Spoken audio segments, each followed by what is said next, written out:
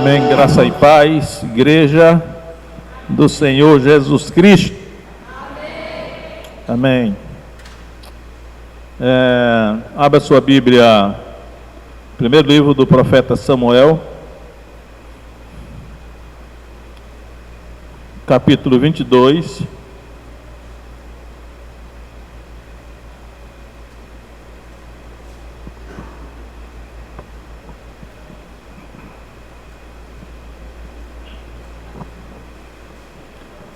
Primeiro livro de Samuel, capítulo 22.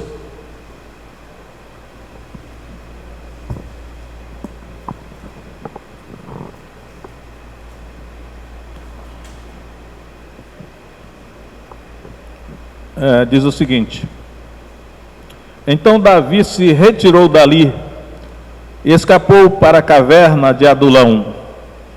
E ouviram-no seus irmãos e toda a casa de seu pai, e desceram ali para ter com ele. E ajuntou-se a ele todo homem que se achava em aperto, todo homem endividado, todo homem de espírito desgostoso. E ele se fez chefe deles, e eram com ele uns 400 homens. Foi Davi dali a Mispá dos Moabitas, e disse ao rei dos Moabitas: deixa estar meu pai e minha mãe convosco, até que saiba o que Deus há de fazer de mim. E trouxe-os perante o rei dos Moabitas, e ficaram com ele todos os dias que Davi esteve no lugar forte. Porém o profeta Gade disse a Davi: não fiques naquele lugar forte, vai e entra na terra de Judá. Então Davi saiu e foi para o bosque de Herete. Amém. A caverna de Adulão.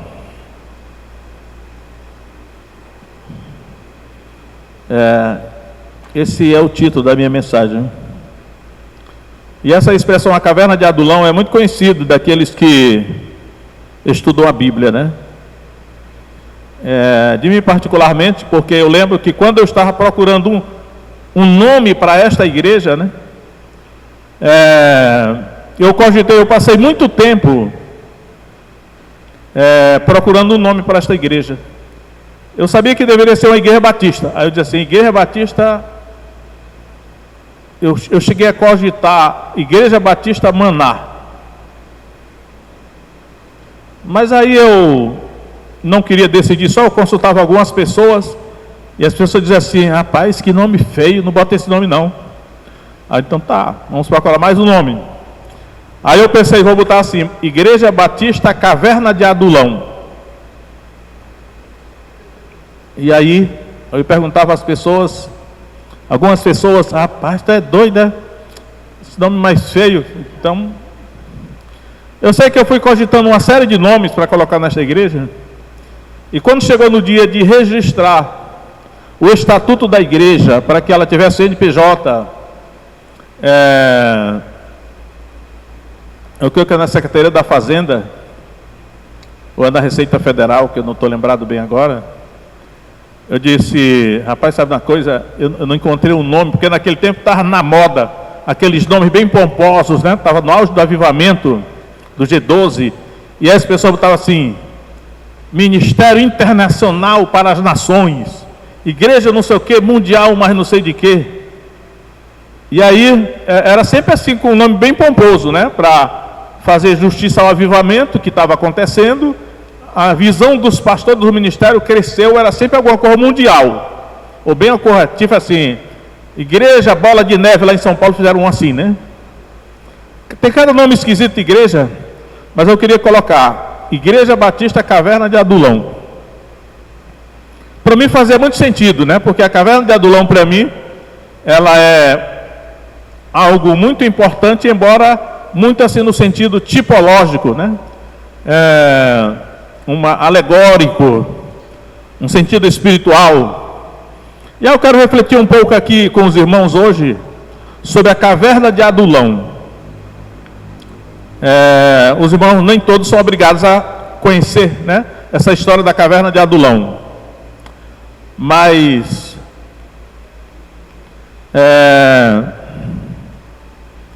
Alguma coisa boa nós vamos dizer aqui para os irmãos, né?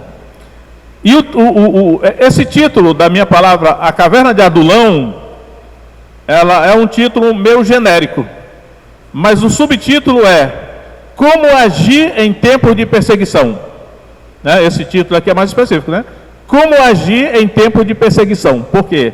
Nesse momento aqui, Davi, ele estava sofrendo grande perseguição. E eu quero dizer aos irmãos que quando eu falo de Davi aqui, eu estou falando de Jesus, porque o que Davi é no Antigo Testamento é um simbolismo daquilo que Jesus vai ser mais na frente. Então, por isso que Jesus é chamado de filho de Davi.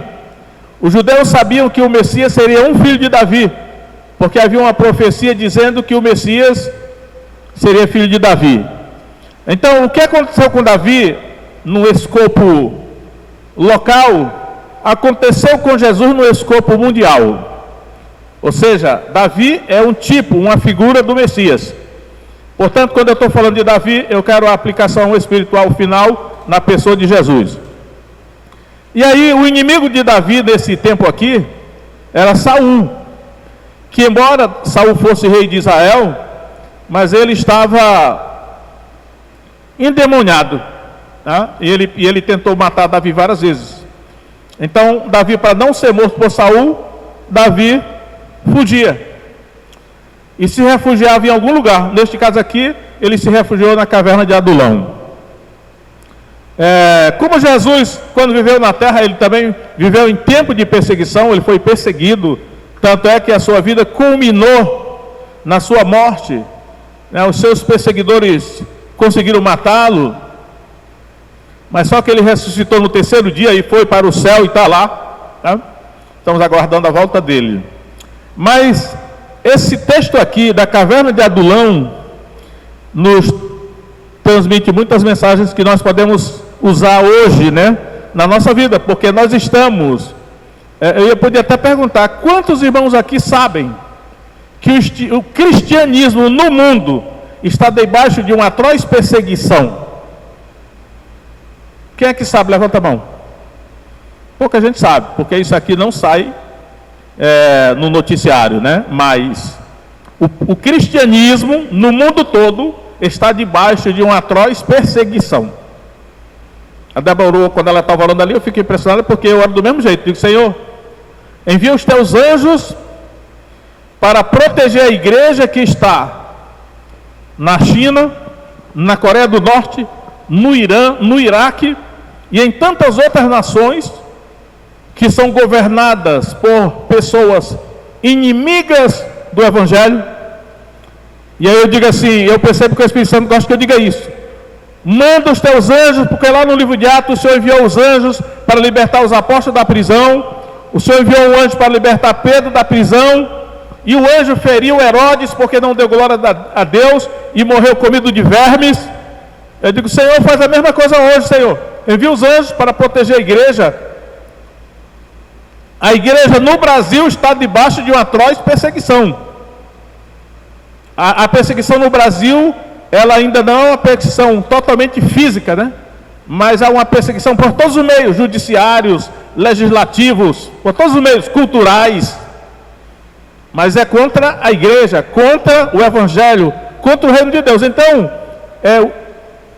o comportamento de Davi, debaixo de perseguição, fornece muitas orientações para nós hoje, quando a perseguição bater a nossa porta. Em primeiro lugar, a palavra Adulão significa lugar fechado, refúgio, é um local de refúgio, porque na época da perseguição nós precisamos nos refugiar em um local fechado, nos esconder em algum lugar. Então eu digo até os irmãos aqui que são aqui do Calafate, vocês que têm chácara, colônia, fazenda, seja lá o que for, mantenha isso, porque pode chegar a hora que você tenha que fugir para lá para se refugiar. Então o Davi, ele se refugiou para escapar da perseguição de Saul na caverna de Adulão. Primeiro é uma caverna por si só já é um local fechado, né? E essa palavra Adulão tem esse sentido de um local fechado, um refúgio.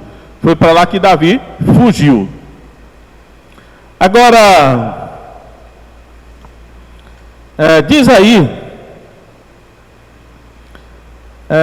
que as pessoas que souberam que Davi tinha fugido para lá, elas foram se juntar a ele. Então diz aí, ouviram nos seus irmãos. O primeiro grupo de pessoas que soube que Davi tinha se refugiado na caverna de Adulão foram seus irmãos. E aí eu digo aqui, você tem um lugar de refúgio, para quando chegar a hora você saiba onde se refugiar. E aí, talvez seus irmãos vão se unir com você lá. Alguém da família tem que começar, né? E toda a casa de seu pai desceram ali para ter com ele. Toda a casa de seu pai. Ou seja, não só os irmãos, mas os parentes, né? A Bíblia fala muito em parentes, amigos, vizinhos, conhecidos. Então, as pessoas com quem você se relaciona, com quem você tem afinidade, pode ser que elas precisem um dia de um refúgio para fugir da perseguição, e você terá um lugar, e elas saberão que você está lá, e elas irão se juntar a você.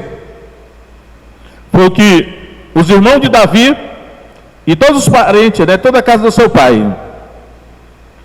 E aí, irmãos, aqui esse texto, esse verso 2 aqui, que diz assim: ajuntou-se a ele todo homem que se achava em aperto. Eu ouvi muitas pregações desse texto aqui durante o avivamento, né, que houve aí. Eu vou fazer mesmo com aqueles youtubers. Tem algum nome que eu não preciso pronunciar aqui não, porque senão pode ser censurado da minha fala, né? Aí diz aqui, olha: ajuntou-se a ele todo homem que se achava em aperto. Quando eu olho para o Novo Testamento, Jesus, que é o representante de Davi, é a figura de Davi é o tipo, Jesus é o antítipo, a realidade representada pela figura de Davi. No Novo Testamento, Jesus diz assim: vinde a mim, todos que estáis cansados e oprimidos, e eu vos aliviarei.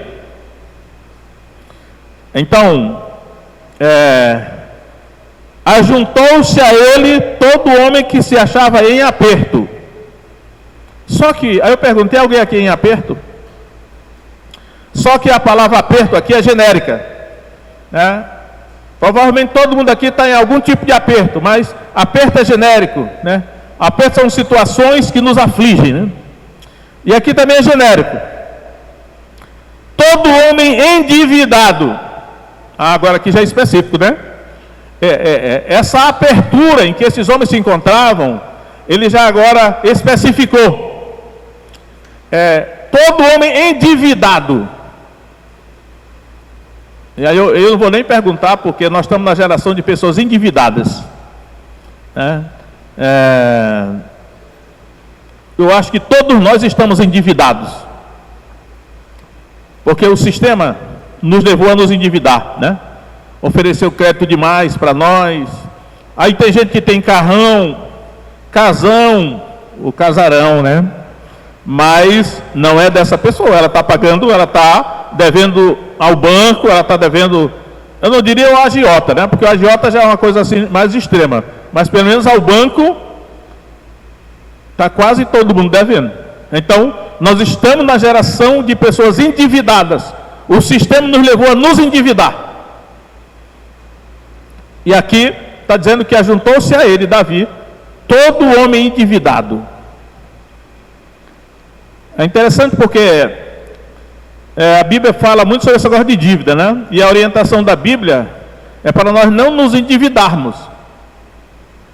E aí teve um tempo que eu até me iludi pensando que eu não deveria me endividar, mas depois rapaz, sabe uma coisa? Não dá para viver nesse mundo sem se endividar não. Aí me endividei também. Então, nós estamos numa geração de pessoas endividadas. Então, nunca cobice nem inveje a vida de ninguém, porque você olha, aquela pessoa tem um carrão, aquela outra tem um casarão, aquela outra tem mais não sei o quê. Às vezes aquilo não é nada dela, é tudo do banco. Ela se comprometeu até as raízes dos cabelos para ter aquelas coisas, né? A Bíblia diz assim: aquele que pede emprestado é escravo do que empresta. É verdade, isso a gente sabe muito bem. Então, mas só que esses homens aí, eles se uniram a Davi.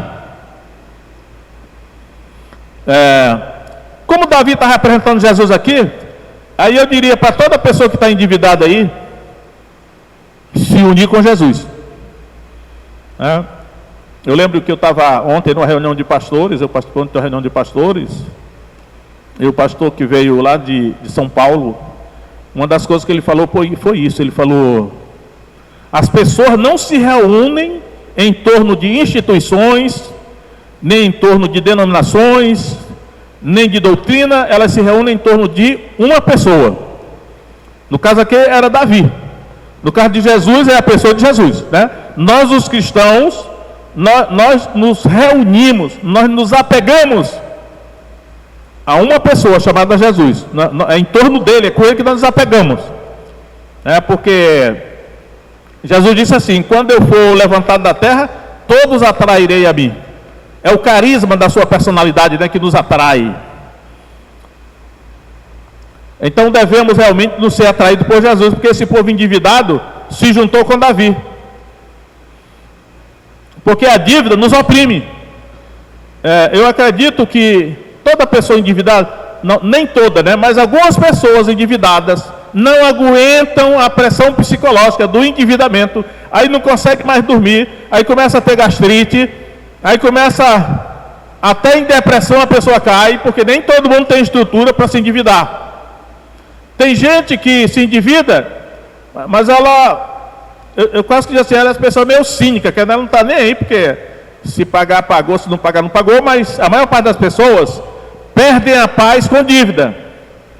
Eu lembro que tinha um amigo meu que ele dizia assim: dinheiro não traz felicidade, mas acalma os nervos. E na minha experiência é verdade isso. Dinheiro acalma os nervos. Porque quando você tem dinheiro, você começa a ficar preocupado, você já não perde a paz, não dorme mais, como é que eu vou pagar as contas que estão chegando, não vejo expectativa. Mas aqui os endividados foram lá para a caverna de Adulão, se juntaram a Davi. A gente pergunta: o que é que esses homens viam em Davi que os levava a se juntar com Davi numa caverna, na sua situação de endividados? Uma das coisas que eu sei que Davi tinha era o Espírito Santo, né? Porque a Bíblia diz que quando Samuel derramou óleo, azeite de oliva na cabeça de Davi, o Espírito do Senhor se apoderou de Davi. A partir daquele momento, o Espírito Santo estava em Davi. E com certeza era o Espírito Santo da vida de Davi que atraía essas pessoas com problema para se unir com ele. Porque tinha esperança de encontrar nele solução, alívio, como ele diz, né? E encontrareis, vinde a mim todos que estáis cansados e oprimidos, eu vos aliviarei. Tomai sobre vós o meu jugo e aprendei de mim, que sou manso e humilde de coração, e encontrareis descanso para as vossas almas. Então, se você está endividado, a sua apertura à dívida, vá para a caverna de Adulão e se junte com Jesus. Eu creio que a caverna de Adulão aqui, irmãos, é uma figura da igreja, né? Porque essa figura da caverna aparece muito na Bíblia. O túmulo onde o corpo de Jesus foi colocado era uma caverna. E lá foi gerado o corpo imortal dele, né? 3 dias. Mas aí diz também o seguinte: todo homem de espírito desgostoso, não só os endividados, mas todo homem de espírito desgostoso. Eu traduziria mais assim: todo homem amargurado. Acho que é uma tradução que diz assim: todo homem amargurado. Mas o motivo dessa amargura no coração desses homens poderia ser as dívidas também, mas poderia ser também de outra ordem, tipo assim, os filhos, né? Talvez eles, naquele desastrado governo de Saul, havia muita injustiça, eles tinham que pagar impostos e talvez já tinham até perdido os filhos. Eu vejo que o que amargura muito as pessoas são a perda dos filhos. Mas na frente, quando os amalequitas atacam Ziclag, a cidade de Davi, ele leva as mulheres e os filhos prisioneiros. E quando Davi chega lá com os seus homens, os homens querem apedrejar Davi, porque eles ficaram amargurados por causa dos seus filhos. E diz lá, eu fiquei pensando assim, não foi por causa das mulheres não que os inimigos levaram, mas por causa dos filhos. Então, as pessoas, pelo menos no caso aqui, os homens, né, se preocupam mais com os filhos do que com a mulher. É a natureza humana que é assim, né? Então, esses homens que estavam amargurados, podia ser por causa do que estava acontecendo com os filhos. Eu acho que nós estamos numa geração de pessoas amarguradas por algum problema. Apertura, né? A apertura é o problema geral, é genérico. Endividados é um problema específico. E amargurado é genérico também, porque a pessoa pode se amargurar por uma série de problemas. Problemas familiares, problemas de relacionamentos, problemas de enfermidade. Tem muita coisa que leva o ser humano a ficar amargurado. Eu gosto dessa palavra amargurado porque ela está muito na Bíblia. Mas amargurado é sinônimo de várias outras palavras que usam hoje, né? Eu me lembro aqui de Hebreus 12:15. Diz mais ou menos assim: que nenhuma raiz de amargura brotando vos perturbem, e por ela muitos se contaminem. Então, o nosso coração, quando ele se enche de amargura, nós perdemos a paz. Como o ser humano é corpo, alma e espírito, doença psicossomática começa a se manifestar na vida das pessoas. E a origem é a amargura no coração, né? Mas essas pessoas amarguradas, elas foram se unir com Davi na caverna de Adulão. E aí eu quero crer que realmente a caverna de Adulão é uma figura da igreja. Uma figura da igreja. Mas nós temos que ter um relacionamento de compromisso e de lealdade e de fidelidade com Jesus, que é o nosso Davi é Jesus. Não importa a situação, mas se estivermos com Ele, nós venceremos. Ainda diz aqui no texto que Davi se preocupou com seus pais, né? Diz aqui.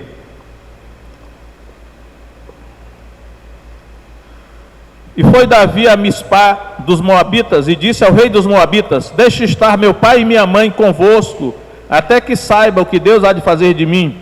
E trouxe-o perante o rei dos Moabitas, e ficaram com ele todos os dias que Davi esteve no lugar forte. Então eu diria aqui o seguinte, olha: tempo de perseguição, tempos difíceis, a preocupação com os mais velhos. Sabemos o nome do pai de Davi, era Jessé. O nome da mãe nós não sabemos, mas só podemos imaginar que eles já eram idosos. Então, nesses tempos de perseguição, devemos proteger os idosos, né? O que vamos fazer com os idosos? Nós vamos, o abrigo, né, o refúgio que Davi encontrou para os seus pais, nem foi na caverna de Adulão, apesar de que eles foram para lá, né? Mas ele procurou um país que não estava em guerra, um país que estava em relativa paz, para colocar os seus pais lá e protegê-los. Eu acho que é um ensinamento para hoje, né? O que fazer com as pessoas idosas? Aqui a nossa igreja, praticamente a única idosa aqui sou eu, né? Mas deve ter muitos aqui que tem idosos em casa, parentes idosos, né? Tem que se preocupar em cuidar dos idosos, abrigá-los, protegê-los, né? Porque eles fizeram a parte deles. E foi o que Davi fez com seu pai e com a sua mãe. É um princípio, né, que está no Novo Testamento também. Agora, irmãos, tem essa palavra aqui que eu acho muito importante. Diz assim: porém o profeta Gade disse a Davi: não fique naquele lugar forte, vai e entra na terra de Judá. Então Davi saiu e foi para o bosque de Herete. O profeta Gade, a voz profética. O profeta Gade aqui é muito importante nesse contexto de perseguição, porque Por mais que nós sejamos inteligentes e sábios, mas nós sempre precisaremos de uma palavra profética. A palavra profética é a direção de Deus, né? Entra aqui a direção de Deus na vida de Davi, através do profeta Gade. É interessante que o profeta mais famoso que andava com Davi era Natan, mas no caso aqui, Gade é o outro profeta que é muito famoso que andava com Davi. Então, por meio do profeta, veio uma palavra de direção para a vida de Davi, o que é que ele deveria fazer especificamente. Hoje nós precisamos, irmãos, de ter uma direção específica da parte de Deus. E eu estou observando assim pelo YouTube que tem muita profecia, muita profecia, né? E quase todo mundo dizendo, Deus me falou, Deus me revelou, eu sonhei. Só que ninguém sabe se isso é verdade, né? Tem também muitos falsos profetas. Então, mas nós precisamos de uma palavra profética, de uma direção de Deus na nossa vida, para cada coisa específica. E aí, isso está disponível para cada um de vocês aí, né? Quanto mais eu vivo, eu vou me acostumando a consultar Deus em tudo. E eu lembro que Deus me deu uma direção agora. A semana passada eu fui convidado para pregar numa outra igreja. E quando o pastor me convidou, eu pensei logo, não, mas domingo à noite eu vou pregar na minha igreja. Aí eu pensei assim, rapaz, eu vou esperar algumas horas para eu refletir, talvez até conversar com alguém, para tomar essa decisão. Depois eu pensei assim, não, rapaz, sabe o que eu vou responder logo. Aí coloquei assim, sinto muito, mas não poderei pregar na sua igreja, porque eu vou pregar na minha. Aí depois que eu terminei de responder, se enviei. Aí eu disse, meu Deus, tomei a decisão errada. Aquele pastor está tentando se aproximar de mim, é um amigo meu, mas como eu disse não para ele, ele vai ficar com raiva de mim, eu não deveria ter feito isso. Aí eu fiquei assim meio triste, né, porque eu disse não para aquele amigo meu, que é um pastor, né. Aí, eu digo, agora está feito, não dá mais para voltar atrás. Aí mais tarde, eu vi um clique aqui no meu celular, quando eu olhei era ele. Aí eu digo, ele vai bem me dar uma repreensão. Aí ele escreveu assim, e aí pastor, qual é a sua resposta? Aí eu digo, como assim? Qual é a sua? Aí quando eu olhei direito, irmãos, eu não tinha enviado a mensagem para ele, eu tinha enviado a mensagem para outra pessoa. Aí eu disse, Deus me livrou. Aí na mesma hora eu botei assim, positivo, vou pregar sim, será um prazer para mim, pode ficar tranquilo. Aí eu digo, rapaz, como Deus é poderoso, até a mensagem que eu pensei que eu tinha mandado, ele fez eu errar a mensagem porque ele queria que eu fosse. Então, irmãos, nesse tempo de perseguição que a caverna de Adulão aqui aponta, nós precisamos da direção de Deus em tudo que formos fazer. E aí a gente tem que só perguntar, né? Ora, pergunta, Senhor, eu faço isso, o que eu vou, faço aquilo? Para onde é que eu vou? Que decisão eu tomo? Porque o perigo está por todo lugar, né? Me vem aqui à memória o profeta Eliseu, no capítulo 6 do segundo livro de Reis. Diz a Bíblia que Israel estava em guerra com a Síria, mas que quando o rei da Síria programava uma emboscada contra Israel, o profeta Eliseu dizia para o rei de Israel, e alertava ele, não passe por tal lugar, porque o rei da Síria armou uma emboscada. E aí o rei da Síria ficou tão revoltado que disse assim, reuniu seus homens e disse, tem algum espião no nosso meio aqui, porque tudo que eu vou fazer, o rei de Israel fica sabendo. Aí os homens disseram assim, não rei, é porque o profeta Eliseu, que está em Samaria, diz para o rei de Israel, as palavras que tu proferes na tua câmara de dormir, teu quarto. Então, irmãos, o tempo não mudou, né? O tempo não mudou, o tempo é o mesmo. A perseguição do passado é a perseguição de hoje, vai ter mais ainda, mas assim como o profeta Gade deu uma palavra específica de direção para Davi, o Espírito Santo está pronto para dar uma palavra de direção para a nossa vida, para nos livrar de cilada, de armadilha que o diabo coloca o tempo todo na nossa vida. Não necessariamente agora por meio de um profeta, mas até pela palavra de Deus que eu estou falando aqui, Deus pode estar falando com muita gente aí, porque eu não sei o problema que você está enfrentando, mas Deus sabe, né? Deus fala muitas vezes, de muitas maneiras. Hebreus começa assim, né? Havendo Deus falado antigamente, muitas vezes e de muitas maneiras, aos pais, pelos profetas, agora nesses últimos dias, nos falou pelo Filho, a quem fez herdeiro de todas as coisas e por quem fez também o mundo. Ele nos fala por Jesus hoje, mas de muitas maneiras, né? Então, peça a orientação de Deus para não cair nas ciladas da tempo de perseguição. E venha se refugiar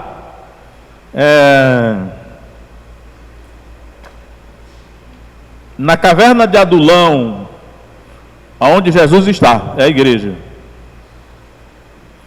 Eu quero terminar dizendo o seguinte: esses homens que estavam em aperto, endividados e amargurados, que foram se unir com Davi, se juntar com Davi na caverna de Adulão, eles passaram a andar com Davi. Era um exército de 400 homens.